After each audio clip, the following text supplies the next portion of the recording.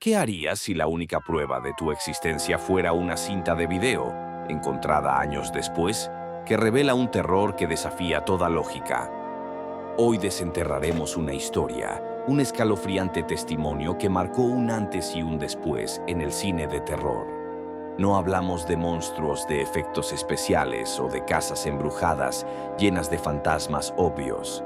Hablamos de algo mucho más sutil, algo que se mete bajo tu piel y se niega a salir. Prepárense para escuchar el relato de cómo tres jóvenes cineastas se perdieron en la oscuridad del bosque, buscando una leyenda, y encontraron su peor pesadilla. Esta es la verdad no contada detrás de La Bruja de Blair.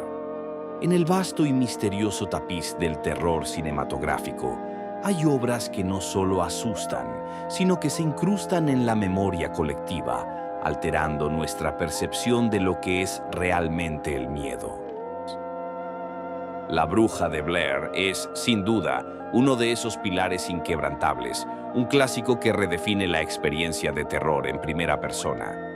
Su maestría no reside en la sangre o los sustos fáciles, sino en la lenta e implacable erosión de la cordura de sus personajes, reflejada directamente en la nuestra. Es una sinfonía de la incertidumbre, un manual sobre cómo lo invisible puede ser infinitamente más aterrador que lo tangible. Todo comenzó en un otoño gris de 1994, cuando la curiosidad académica y la ambición cinematográfica se unieron en el corazón de tres estudiantes: Heather Donahue, la visionaria directora; Michael Williams, el operador de cámara; y Joshua Leonard, el encargado de sonido. Formaban un equipo de cineastas universitarios con un objetivo singular y audaz: viajar a los antiguos y densos bosques de Maryland para documentar una de las leyendas urbanas más espeluznantes de la región, la leyenda de la Bruja de Blair. Su misión era simple, o al menos eso pensaron: desentrañar los secretos de una entidad maligna que, según los susurros locales, había estado acechando esos mismos árboles y sus alrededores por siglos, dejando a su paso una estela de desapariciones inexplicables y muertes brutales. Armados con poco más que su ingenio, una cámara de video y una de 16 milímetros, un equipo de sonido rudimentario y una fe ciega en su propósito, se aventuraron en un territorio que pronto se revelaría como su peor pesadilla. La fase inicial de su investigación fue metodológica y, en cierto modo, tranquilizadora. Visitaron el pequeño y somnoliento pueblo de Burkittsville, antes conocido como Blair, donde las historias de la bruja se habían tejido en el mismo tejido de la comunidad.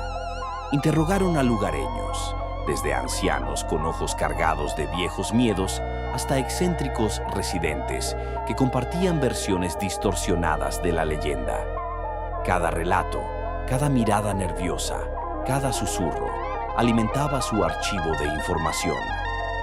Recopilaban datos sobre la misteriosa Ellie Kedward, una mujer acusada de brujería en el siglo XVIII, y sobre la serie de asesinatos y desapariciones infantiles que se le atribuían a lo largo de los años.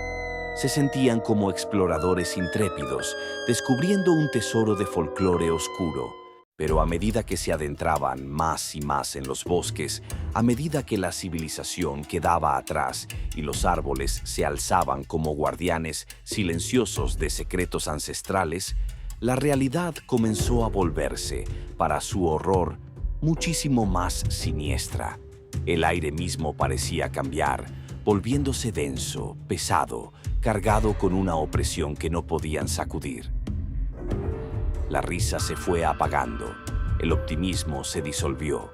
La atmósfera del bosque, inicialmente pintoresca y serena, se transformó en una presencia ominosa que los observaba, los juzgaba y finalmente los acorralaba. Las primeras noches en el bosque trajeron consigo una sinfonía de terror que no figuraba en ningún manual de cine. Ruidos extraños, inexplicables, rasgaban la oscuridad. Crujidos de ramas bajo pies invisibles que se acercaban a sus tiendas de campaña. Risas infantiles que flotaban entre los árboles y se desvanecían tan rápido como aparecían. Era un sonido hueco, seco, como si alguien estuviera golpeando un palo contra un tronco. Cada golpe resonando en el silencio como un latido cardíaco acelerado. Al principio lo atribuían a animales, al viento, a la paranoia colectiva. Pero la persistencia, la cercanía, la naturaleza casi deliberada de esos sonidos comenzó a minar su cordura. A la mañana siguiente descubrieron montones de piedras apiladas de forma extraña, pequeñas torres de guijarros que no podrían haber sido obra de la naturaleza. Estaban ahí, marcando su territorio, observándolos. La tensión entre los tres estudiantes creció como un tumor maligno. La fatiga, el hambre, la falta de sueño y la constante amenaza de lo desconocido los hicieron irritables. Desconfiados, Michael y Josh se enfrascaban en discusiones sobre el mapa, sobre la dirección, sobre la creciente sensación de que estaban perdidos sin remedio. Heather, la líder, luchaba por mantener la moral alta, por encontrar una explicación lógica, por convencerse a sí misma y a sus compañeros de que todo era una broma, un truco mental del bosque. Pero en sus ojos el pánico ya comenzaba a asomar. Ya no eran cineastas, sino presas. El terror se había convertido en un personaje más de su película, un antagonista invisible, omnipresente, inmortal. Se alimentaba de su miedo, crecía con cada sombra que se movía en la periferia de su visión, con cada sonido que no debía estar ahí. Y es en este punto de la historia, cuando la realidad se desdibuja y el miedo se convierte en el aire que respiran, que los invito a unirse a nuestra comunidad de amantes del terror. Si la oscuridad, el misterio y los escalofríos son lo suyo, síganos en Historias de Terror en YouTube y Spotify.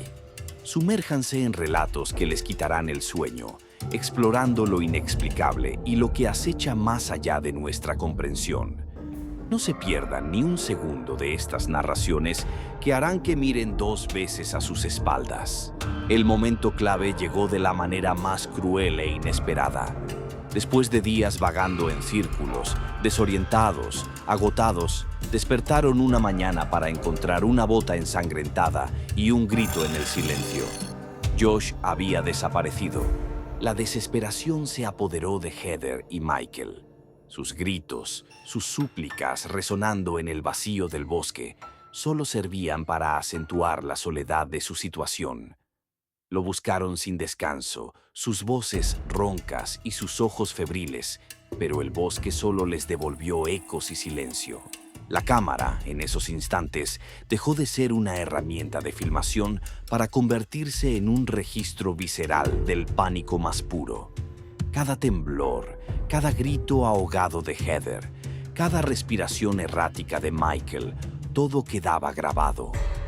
La desaparición de Josh fue el punto de no retorno. Ya no había esperanza de escapar ilesos, solo de sobrevivir. Mientras buscaban a Josh, se toparon con hallazgos aún más siniestros. Extraños símbolos grabados en los árboles, figuras retorcidas hechas con ramas y atadas con fibras naturales, colgando de las copas. Eran tótems primitivos, advertencias o, quizás, marcadores de algo indescriptiblemente antiguo y malvado. Cada símbolo era un puñal en su ya debilitada moral. La cámara, en todo este calvario, se transformó en el ojo del espectador, nuestro ojo. A través de ella somos testigos directos de cada momento de pánico, de cada rostro desfigurado por el miedo, de cada fragmento de la actividad de la bruja, que nunca se muestra del todo, pero cuya presencia es innegable. Las grabaciones se convirtieron en un diario de su descenso a la locura, una crónica de cómo la oscuridad los consumía. Vemos el rostro demacrado de Heather, sus ojos llenos de lágrimas y desesperación, su voz rota mientras se disculpa por haberlos metido en esa pesadilla. Sentimos su terror, su frío, su hambre, su desesperación. El final llegó de manera abrupta, brutal, y con un impacto que sigue resonando décadas después. Después de días de búsqueda inútil y de noches infernales, escucharon la voz de Josh, un gemido débil, como si lo estuvieran torturando. El sonido los guió a una casa abandonada, perdida en lo más profundo del bosque, una ruina carcomida por el tiempo y el mal. La casa era un laberinto de pasillos estrechos, de escaleras que crujían con cada paso, de sombras danzantes que parecían esconder secretos en cada rincón. Heather y Michael se adentraron en ella, empujados por la última brizna de esperanza de encontrar a su amigo. La cámara de Michael cayó. Solo se escucharon sonidos de lucha, su grito sofocado. La cámara de Heather, en sus manos temblorosas, continuó grabando. Ascendió las escaleras buscando a Josh y a Michael, sus sollozos ahogados por el terror. Encontró a Michael en un rincón, de cara a la pared, inmóvil. Y entonces, en el instante final, fue empujada. Su cámara, nuestro ojo, cayó al suelo. La última imagen que captó fue un trozo de pared, un rostro distorsionado por el horror, y luego la oscuridad. Silencio, solo un crujido metálico y luego nada. El final de su historia fue el final de la cinta, un corte abrupto que dejó a la audiencia sin aliento, con un nudo en el estómago y la piel de gallina.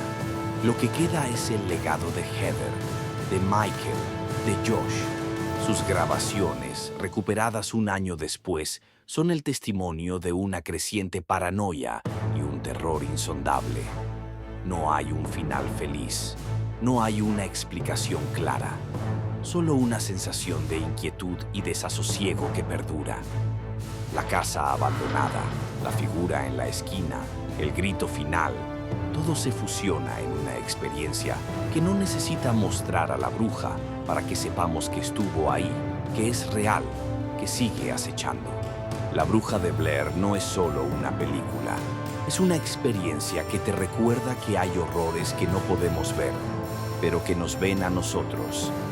Te recuerda que hay verdades que es mejor no desenterrar. Si quieren sumergirse en más relatos que los mantengan despiertos, les recomiendo ver nuestro próximo video. Síguenos en YouTube y Spotify. Búscanos como Historias de Terror.